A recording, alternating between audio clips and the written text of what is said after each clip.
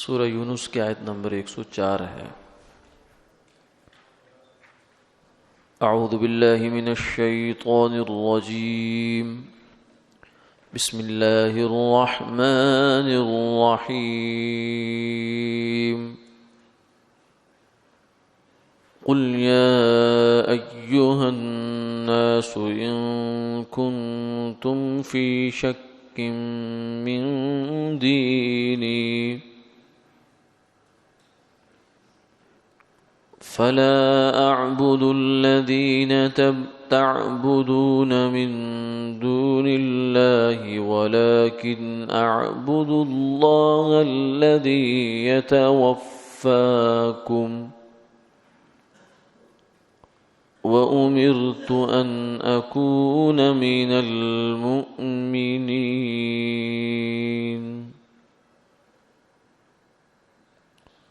وأن أقم وجهك للدين حنيفا ولا تكونن من المشركين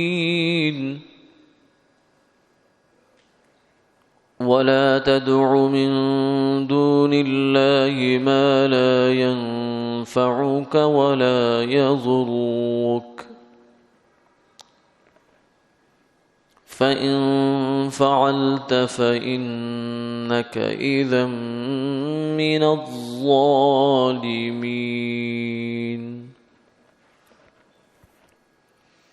وإن يمسسك الله بضر فلا كاشف له إلا هو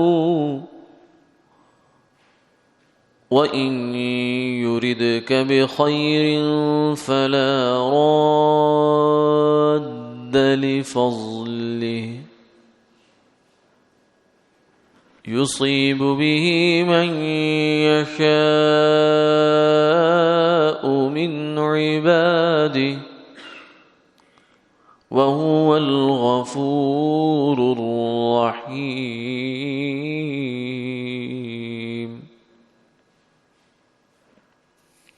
صدق اللہ العظیم۔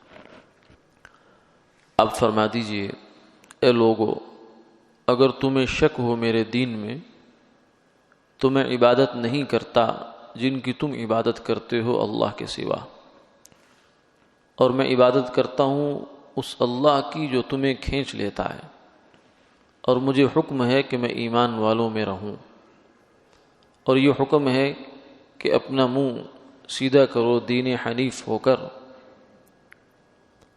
اور مت ہو شرک کرنے والوں میں سے، اور نہ پکارو اللہ کے سوا ایسے کو کہ نہ بھلا کرے تمہارا اور نہ نقصان۔ اگر تم ایسا کرو گے تو تم بھی اس وقت ظالموں میں سے ہوگے، اور اگر اللہ تمہیں پہنچا دے کچھ تکلیف تو اس کو ہٹانے والا اس کے سوا کوئی نہیں، اور اگر وہ تمہیں کچھ بھلائی پہنچائے تو اس کے فضل کو روکنے والا کوئی نہیں۔ وہ جس کو چاہتا ہے اپنا فضل اپنے بندوں میں سے پہنچا دیتا ہے، اور وہ بخشنے والا ہے، مہربان ہے۔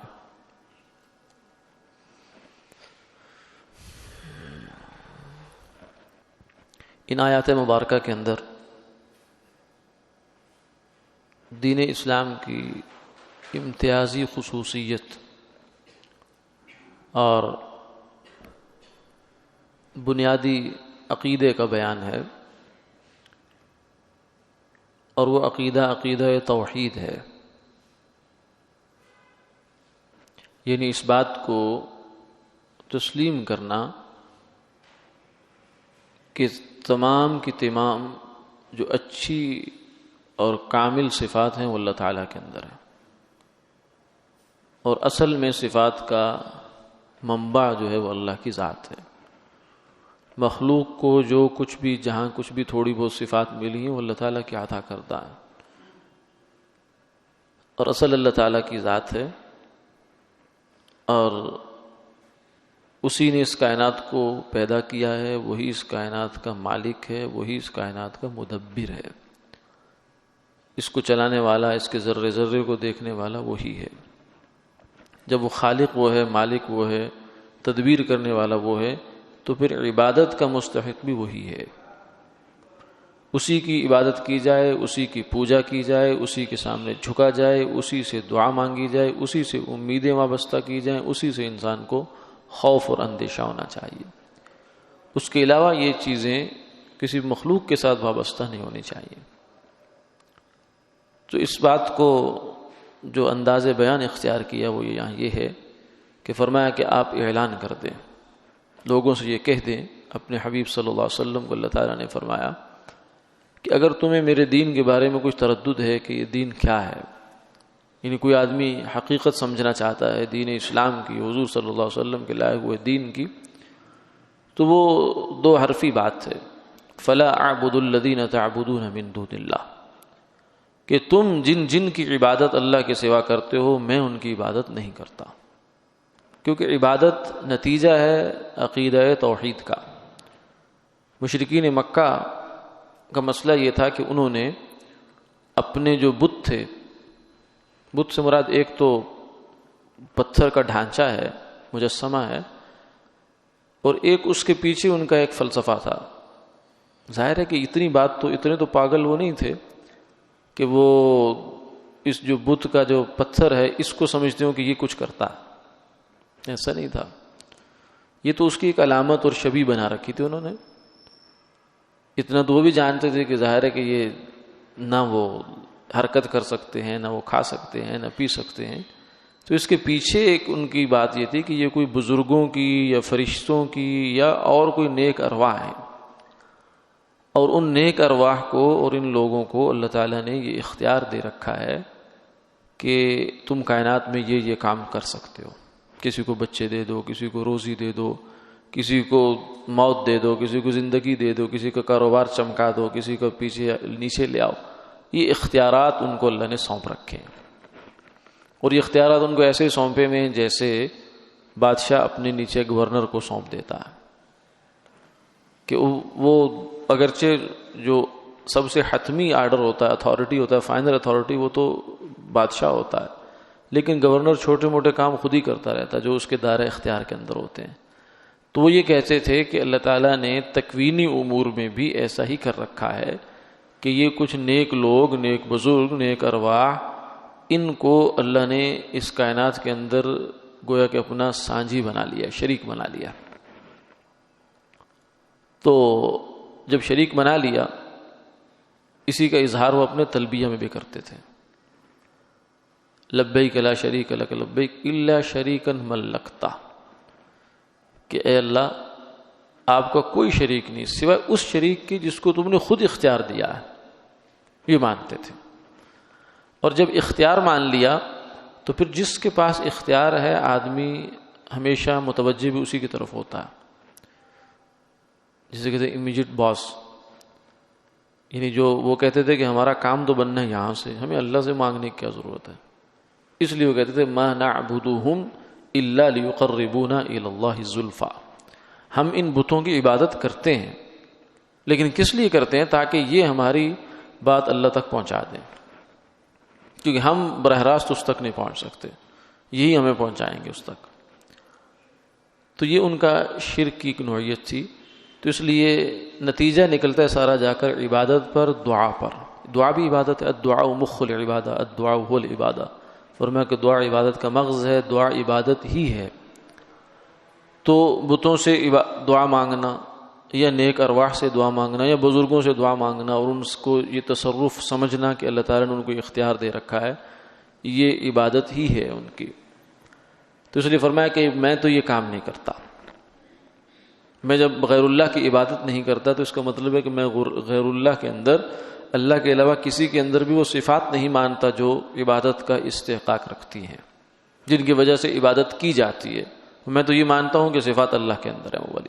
فلا اعبد الذین تعبدون من دون اللہ ولکن اعبد اللہ الذی یتوفاکم، میں تو اس ہستی کی عبادت کروں گا، اس اللہ کی عبادت کروں گا جو تمہیں پورا لے لیتا ہے، یعنی جس کے قبضے میں تمہاری موت اور زندگی ہے۔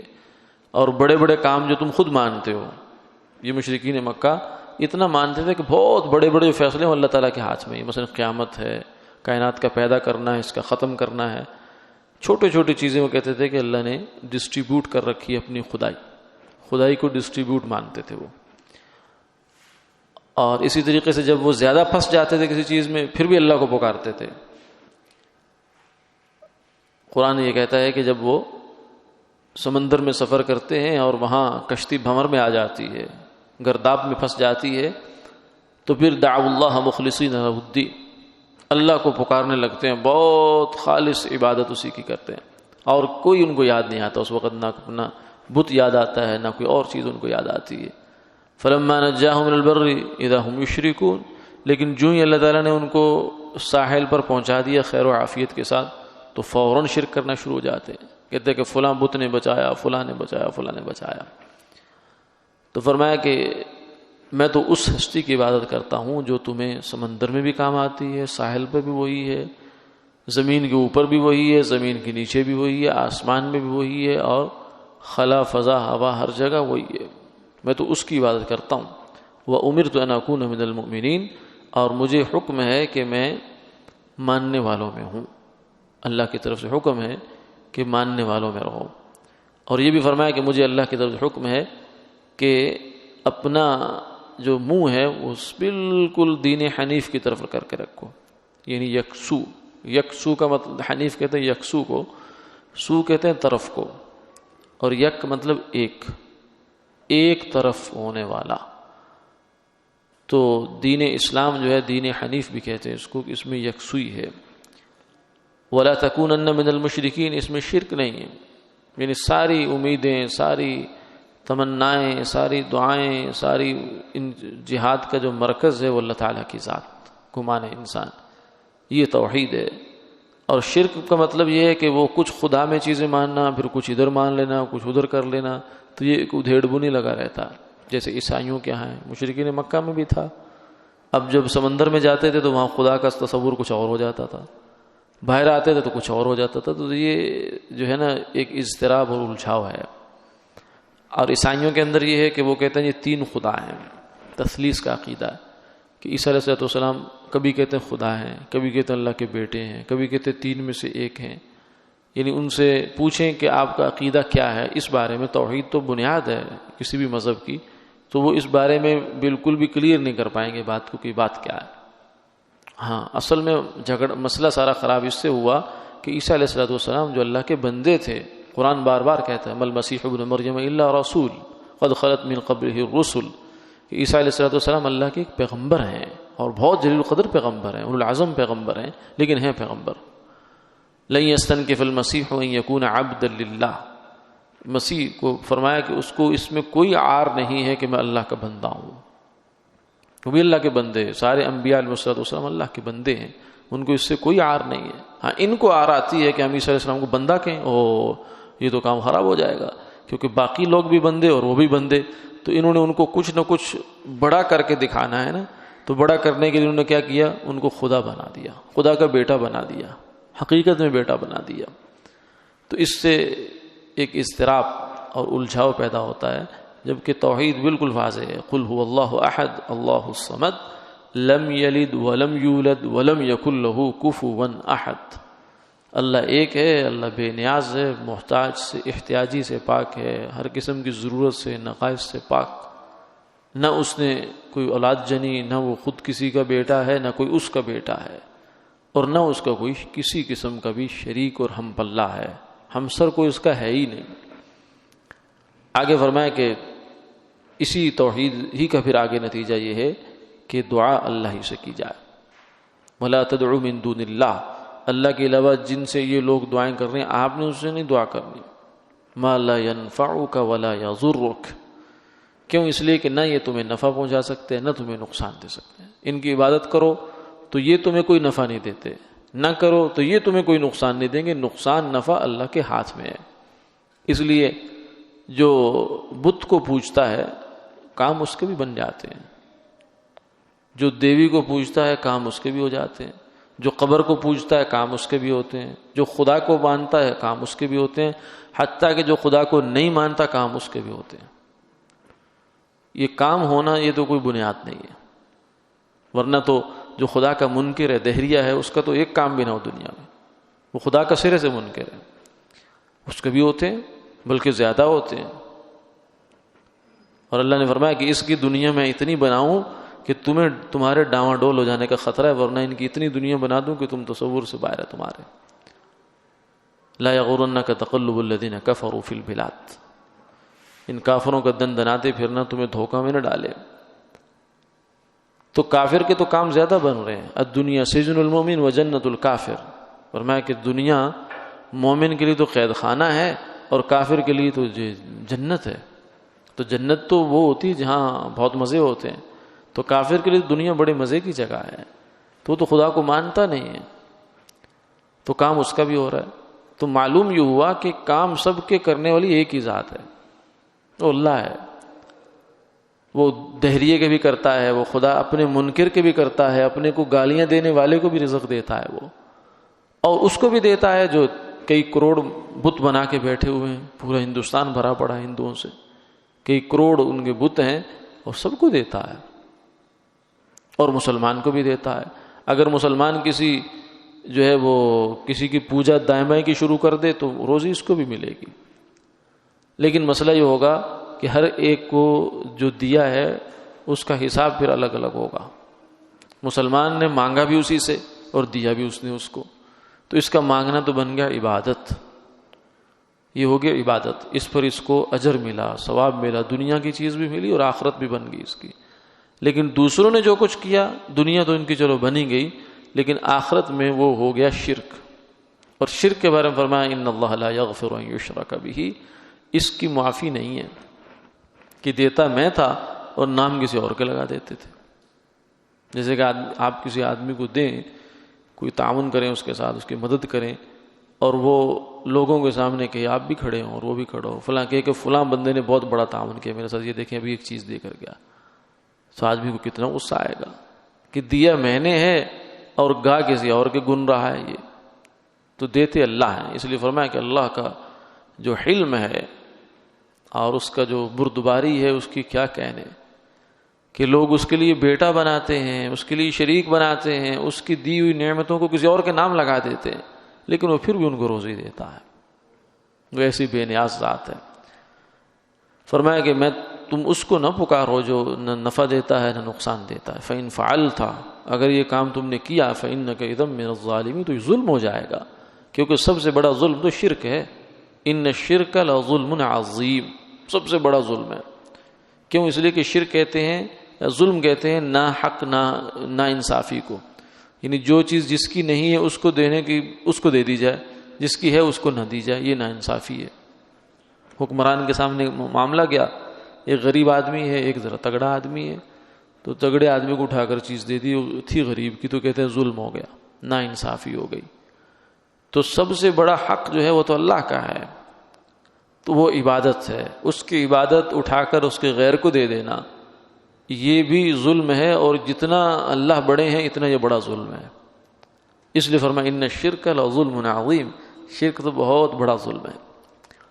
آگے فرمایا کہ اصل میں تو نفع نقصان کس کے ہاتھ میں ہے؟ اللہ کے ہاتھ میں. وَإِن يَمْسَسْكَ اللَّهُ بِضُرٍّ فَلَا كَاشِفَ لَهُ إِلَّا هُوَ، اگر اللہ تمہیں کسی کوئی نقصان پہنچانا چاہیں تو یہ سارے انسان، سارے بت، سارے جو کچھ بھی بنایا ہے، یہ سب ایڑی چوٹی کا زور لگا لے، ایک بال برابر بھی فرق نہیں ڈال سکتے اس میں، اگر اللہ کا امر نہیں ہے تو. وَإِن يَمْسَسْكَ بِخَيْرٍ، اور اگر اللہ تعالیٰ تمہیں کوئی خیر اور بھلائی پہنچانا چاہیں اور یہ سارے ایڑی چوٹی کا زور لگا لیں، فَلَا رَادَّ لِفَضْلِهِ، اس کے فضل کو کوئی روک نہیں سکتا. اس کی مثالیں اللہ نے کتنی سمجھائیں کہ ابراہیم علیہ السلام کو پوری خدائی ہے نمرود کی ایک طرف، جو خدا بننے کا دعوے دار ہے، اس کا مطلب ہے دنیا میں اس کے اوپر کتنا وہ ہوگا، طاقت اور دبدبا ہوگا اس کے پاس، لیکن وہ آگ نہیں جلا سکی. کتنی بڑی آگ جلائی لیکن ابراہیم علیہ السلام کو ایک بال نہیں بھیگا کیا، کیونکہ اللہ کا امر نہیں. اور موسیٰ علیہ السلام کو اللہ تعالیٰ نے اس فرعون کے ہاتھوں پلوایا ہے جو موسیٰ کے خوف سے، اندیشے سے کتنے بچوں کو قتل کروا چکا ہے، اس کے گھر میں پلوایا ہے اس کے ہاتھوں سے. تو یہ اللہ تعالیٰ کا کام ہے، وہ مثالوں سے سمجھا رہا ہے. ورنہ عام طور سے تو خیر معاملات ذرا اور طریقے سے چلتے ہیں، لیکن کہیں کہیں اللہ ان مثالوں سے ہمیں کھول کر بتا رہے ہیں کہ دیکھو جہاں میرا امر آ گیا وہاں دنیا کی کوئی طاقت کچھ نہیں کر سکتی. یصیب بہ من یشاء من عبادی، فرمایا کہ یہ اپنا فضل اور اپنی یہ رحمت میں جس پر چاہتا ہوں اس کو دیتا ہوں. وہو الغفور الرحیم، اور وہ بہت بڑا بخشنے والا بھی ہے اور بہت بڑا رحم کرنے والا بھی ہے. اللہ کی رحمت اور اس کا جو بخشش ہے یہ بہت بڑے فضل ہیں. اس کی رحمت سے دین دنیا دونوں کے کام بنتے ہیں، آخرت کا کام بھی بنتا ہے، دنیا بھی بنتی ہے. اور اس کی جو مغفرت ہے اس سے بھی دنیا میں برکتیں ملتی ہیں انسان کو، اور آخرت میں بھی اس سے اس کی ہمیشہ ہمیشہ کی نجات ملتی ہے. وآخر دعوانا الحمدللہ رب العالمین.